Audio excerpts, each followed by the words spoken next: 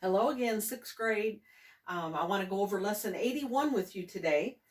You're going to be using units of measure to do some math problems.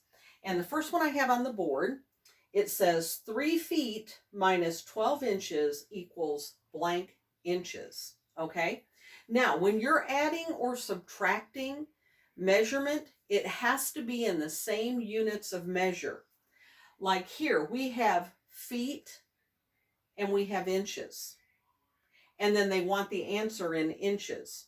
So here we have inches and inches, and they want the answer in inches, but this one is in feet. So we're going to have to change our 3 feet into inches.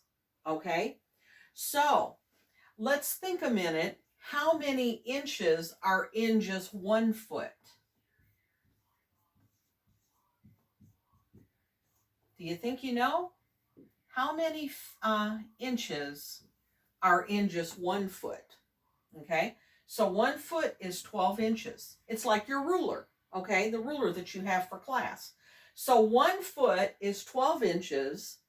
So to figure out how many inches 3 feet would be, we would take that 12 inches and multiply it by 3, which would give us 36.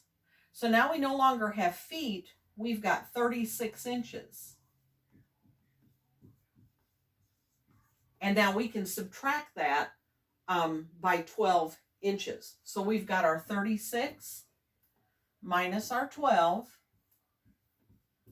would give us 24 inches. So see, we got them all in the same unit of measure, inches, inches, inches. Okay? All right, so that's the first example that I wanted to go over with you today. Okay? All right, let me do another one. Let's see, let's say if we have 3 feet and we're going to multiply it by 5 feet. Okay, now these are in the same units of measure, right? Because they're both in feet. So we can go ahead and multiply it. We multiply our numbers. 3 times 5 is 15, and it's feet. But now, when you multiply or divide measurements, it's going to be feet or inches or whatever it is squared.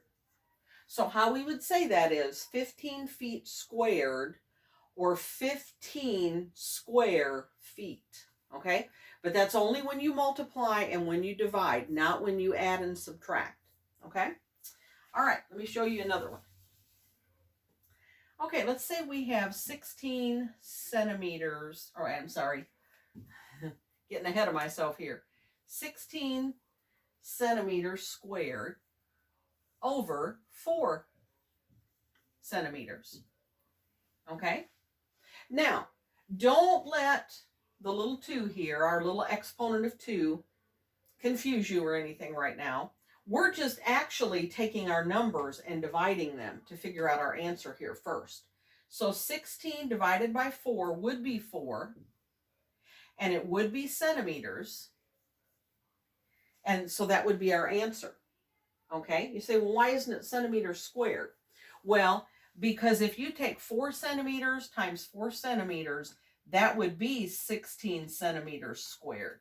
Okay, when you multiply 2 units of measure, okay, that's when you multiply 2 units, the answer is squared. Okay, all right, not every single thing that you multiply, just your answer.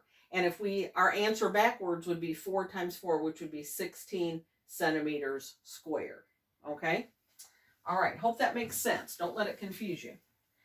All right, and it gives you further explanation as well in your book with those examples. I'm just trying to simplify it a little bit for you. Okay, let's do one more. If we have 400 miles and we're wanting to travel that in 8 hours, okay, we want to see how many miles per hour we need to be driving in order to reach 400 miles in 8 hours. Okay, so what we would do is take our 400 and divide it by our 8. 8 times 5 is 40. Subtract, I get 0. Bring the other 0 down. 8 can't go into 0, so it's 50. So our answer is 50 miles per hour. Okay, that's one way to write that. Okay, so 400 divided by 8 would be 50. And check that backwards by saying, okay, is 50 times 8 400? Okay, that's a way to check that. Okay, all right, that's just a few examples I think will help you as you do your lesson practice today. There's a lot more explanation on all this in the examples in your book. I tried to simplify those instructions as I went over it on the board with you today. Okay? All right, again, email me the answers to your lesson practices, and I'll be glad to check them. Okay? Praying for y'all. Love you. Bye-bye.